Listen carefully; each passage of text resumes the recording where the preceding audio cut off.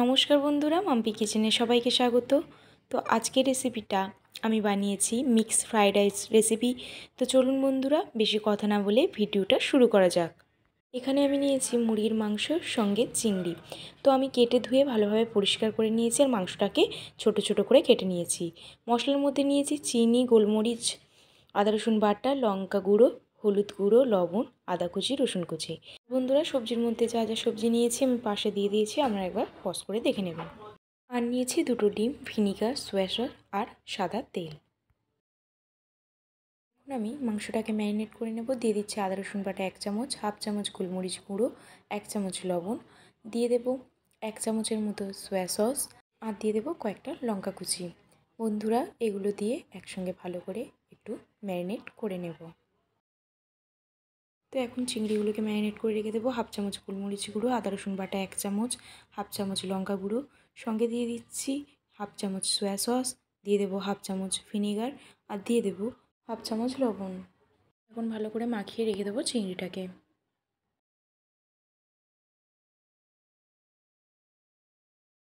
এখন আমি একটা গামলির মধ্যে জল গরম করে নিচ্ছি।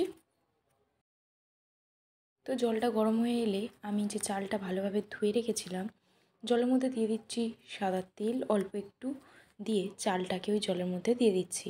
বন্ধুরা, জলের মধ্যে সাদা তেল দিলে আপনারা সবাই জানেন চালটা ঝরঝরে হয় আর গায়ে গায়ে লেগে যায় না। এখন আমি কড়া বসিয়ে নিয়েছি, কড়াইতে দিয়ে দিচ্ছি সাদা তেল। তো সাদা তেলটা হালকা একটু গরম হয়ে গেলে ওর মধ্যে দিয়ে দিচ্ছি মশলা মাখানো মাংসটা। ভালোভাবে এখন মাংসটাকে আমাদেরকে কিছুক্ষণের জন্য তেলে ভালো করে ভেজে নিতে হবে।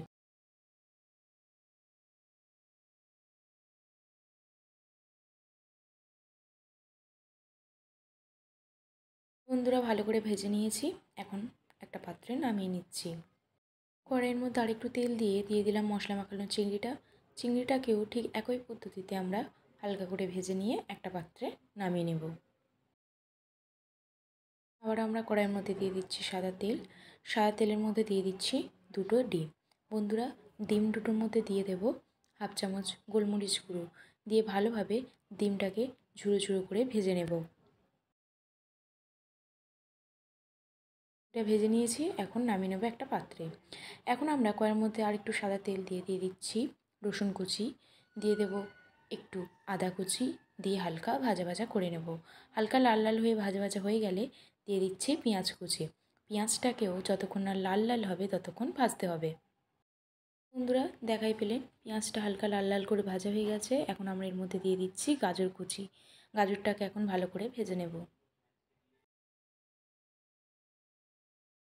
বন্ধুরা, গাজরটাও ভালোভাবে ভাজা এসছে, এখন দিয়ে দিচ্ছি ক্যাপসিকাম কুচি আর দিয়ে দেবো সঙ্গে টমেটো কুচি। বন্ধুরা, মিক্সড ফ্রাইড রাইস বা ফ্রাইড রাইসের মেন যেগুলো হচ্ছে সব সবজিগুলোকে ভালোভাবে ভেজে নিতে হয়।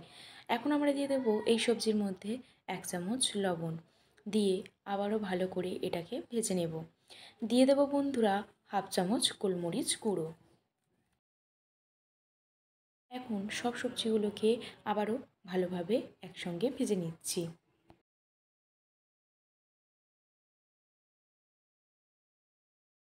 বন্ধুরা, কিছুক্ষণ ঢাকা দিয়ে দিয়ে ভাজলে তো সবজিগুলো ভালো সিদ্ধ হয়ে যায়। এদিকে আমার সব সবজি ভাজা হয়ে গেছে। এখন দিয়ে দিচ্ছি 2 চামচ সয়া সস আর দিয়ে দেবো 1 চামচ ভিনিগার। বন্ধুরা, এই দুটো দিয়ে আবারও ভালো করে সব সবজিগুলোকে ভাজতে থাকবো। তো বন্ধুরা, সবজিগুলো ভালোভাবে সিদ্ধ হয়ে গেলে এর মধ্যে দিয়ে দিচ্ছি ভেজে রাখা মাংসগুলো। বন্ধুরা, দিয়ে ভালো করে আবারও নাড়াচাড়া করতে হবে।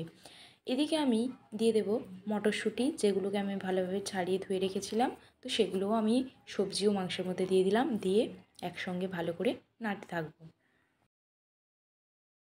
এখন আমি এই সবজিগুলোর মধ্যে দিয়ে দিলাম 1 চামচ চিনি, দিয়ে আবারও ভালো করে নেড়ে চেড়ে নেব। বন্ধুরা, দেখাই পেলেন সুন্দরভাবে ভাজা হয়ে গেছে।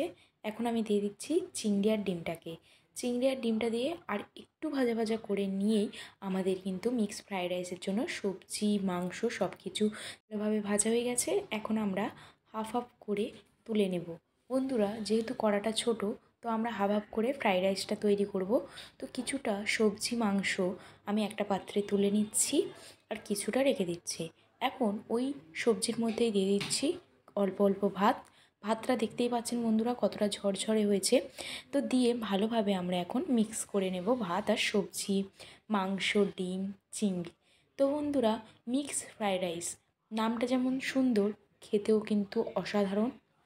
আর এর সঙ্গে কিন্তু কোনো রকমের মাংসর তরকারি বা ডিমের কারি কিছুই লাগবে না, আপনারা শুধুই খেয়ে নিতে পারবেন। তৈরি হয়ে যাওয়ার পরে উপর থেকে আমি দিয়ে দিলাম ধনেপাতা কুচি, যাতে স্বাদটা আরও দ্বিগুণ বেড়ে যায়। এখন আমি একটা পাত্রে নামিয়ে নেব। তো বন্ধুরা, দেখতেই পেলেন একদম ধোঁয়া ওঠা মিক্সড ফ্রায়েড রাইস আমাদের একদমই তৈরি। এখন আমি আপনাদেরকে খেয়ে বলবো ঠিক কতটা সুন্দর হয়েছে।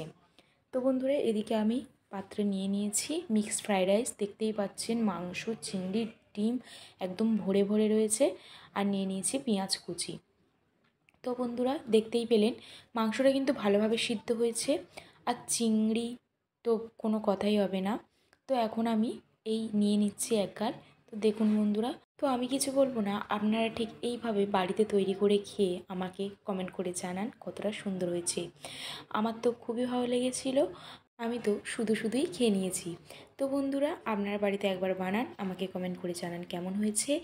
আর কী ধরনের ভিডিও দেখতে চান অবশ্যই কিন্তু কমেন্ট করে জানাবেন। আর ভিডিওটা ভালো লাগলে অবশ্যই লাইক, কমেন্ট, শেয়ার করে মাম্পি কিচেন চ্যানেলটাকে সাবস্ক্রাইব করে দেবেন। তো আজকের জন্য এই পর্যন্তই, দেখা হচ্ছে নতুন একটা ভিডিও নিয়ে। সবাই ভালো থাকবেন, সুস্থ থাকবেন, নমস্কার।